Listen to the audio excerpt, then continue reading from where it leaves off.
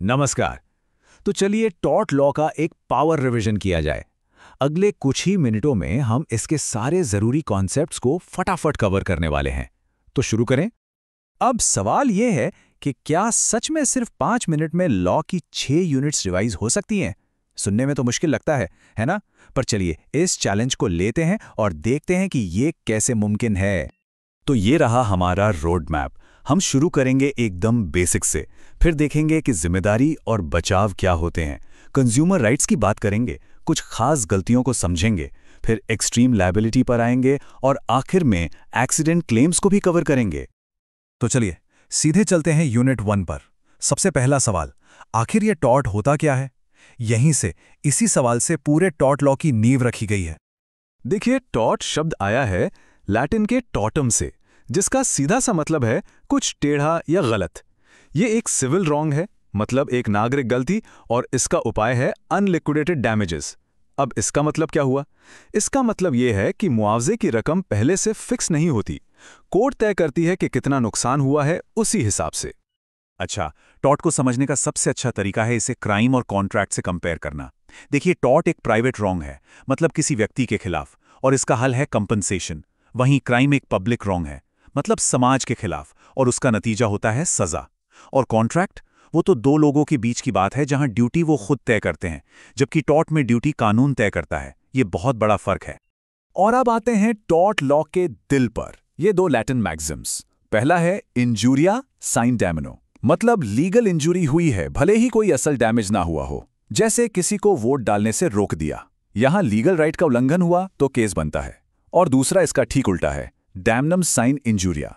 यहां असल में नुकसान तो हुआ पैसों का, लेकिन कोई लीगल राइट नहीं टूटा। जैसे आपके पड़ोस में कोई स्कूल खुल गया और आपके स्कूल के बच्चे वहां चले गए। आपको नुकसान तो हुआ, पर आप केस नहीं कर सकते। ठीक है, तो अब ये तो समझ आ गया कि टॉर्ट क्या है। तो चलिए यूनिट 2 पर चलते हैं और देखते हैं कि जब कोई गलती होती है तो उसके लिए जिम्मेदार कौन होता है और क्या बचने के भी कोई रास्ते हैं। यहां दो बहुत ही इंटरेस्टिंग कॉन्सेप्ट्स हैं।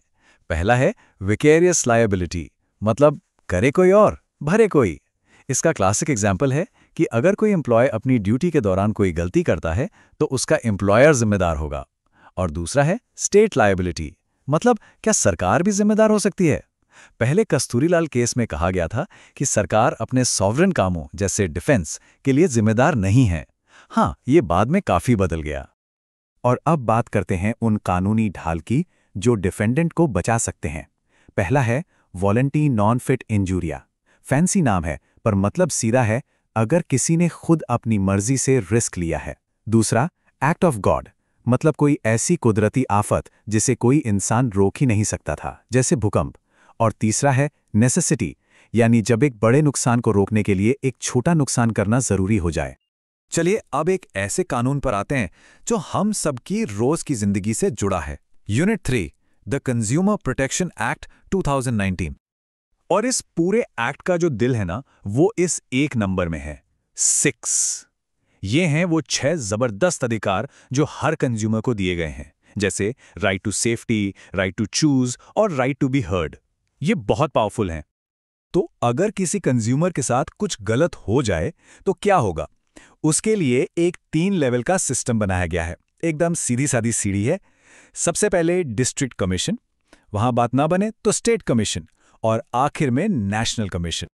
और किस लेवल पर जाना है ये इस बात पर डिपेंड करता है कि मामला कितने पैसों का है। ये चार्ट एकदम क्लियर कर देता है। 1 करोड़ तक के मामले डिस्ट्रिक्ट में, 1 करोड़ से 10 करोड़ तक के मामले स्टेट कमीशन में, और 10 करोड़ से ऊपर के सारे मामले सीधे नेशनल कमीशन में। ठीक है, अब आते हैं यूनिट 4 पे।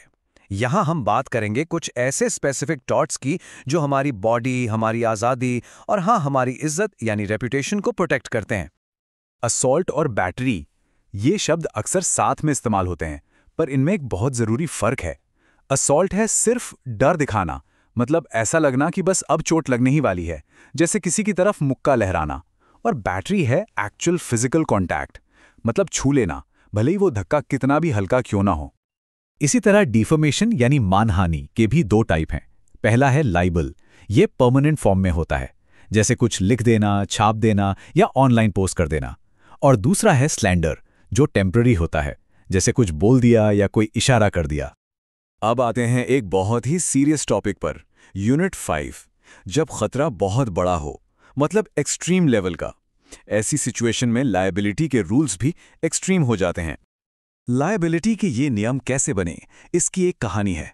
शुरुआत हुई 1868 में इंग्लैंड के मशहूर केस रायलेंस वर्सेस फ्लेचर से, जहां से स्ट्रिक्ट लायबिलिटी का कॉन्सेप्ट आया। फिर हमारी अपनी कहानी में एक दुखद मोड़ आया, 1984 की भोपाल गैस ट्रेजेडी। इस हादसे ने भारत को झकझोर दिया और इसके बाद ही 1987 में MC मेहता केस में सुप्रीम कोर्ट ने एब्सोल्यूट लायबिलिटी का सिद्धांत बनाया, जो स्ट्रिक्ट लायबिलिटी से भी एक कदम आगे था। तो इन दोनों में फर्क क्या है? सबसे बड़ा फर्क है एक्सेप्शंस का। स्ट्रिक्ट लायबिलिटी में डिफेंडेंट के पास एक्ट ऑफ गॉड जैसे कुछ बचाव होते हैं, लेकिन एब्सोल्यूट लायबिलिटी जो इंडिया का अपना क्रिएशन है, उसमें कोई एक्सेप्शन नहीं है, जीरो। मतलब जिम्मेदारी है तो है।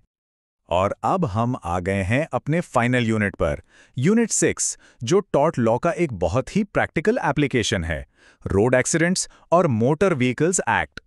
एक्सीडेंट के बाद कंपनसेशन पाने के 3 मेन रास्ते हैं। पहले 2 यानी नो फॉल्ट लायबिलिटी और हिट एंड रन वाले मामलों में गलती किसकी थी ये साबित करने की जरूरत नहीं पड़ती, मुआवजा फिक्स होता है। लेकिन जो तीसरा रास्ता है फॉल्ट लायबिलिटी का, उसमें ड्राइवर की गलती साबित करनी पड़ती है और यहां कंपनसेशन की कोई लिमिट नहीं होती। तो चलिए एक क्विक रिकैप करते हैं। यूनिट 1, टॉर्ट एक सिविल रॉन्ग है। यूनिट 2, जिम्मेदारी शेयर भी हो सकती है और उससे बचाव भी है। यूनिट 3, कंज्यूमर्स के पास हैं 6 पावरफुल राइट्स। यूनिट 4, खास टॉर्ट्स हमारी बॉडी और रेपुटेशन को बचाते हैं। यूनिट 5, एब्सोल्यूट लायबिलिटी मतलब जीरो एक्सेप्शंस। और यूनिट 6, एक्सीडेंट विक्टिम्स के लिए कंपनसेशन के साफ रास्ते हैं। और अब आखिर में एक सवाल सोचने के लिए। हमने देखा कि कैसे कॉरपोरेशंस के लिए लायबिलिटी का नियम स्ट्रिक्ट से एब्सोल्यूट हो गया। तो सवाल यह है कि क्या ये नो एक्सेप्शन वाला प्रिंसिपल समाज की दूसरी हाई रिस्क एक्टिविटीज पर भी लागू होना चाहिए? इस पर सोचिएगा जरूर। अगर ये क्विक रिवीजन फायदेमंद लगा हो तो इसे लाइक और शेयर जरूर करें, और कानून को इसी तरह आसान भाषा में समझने के लिए हमारे साथ जुड़े रहें, सब्सक्राइब करें। धन्यवाद।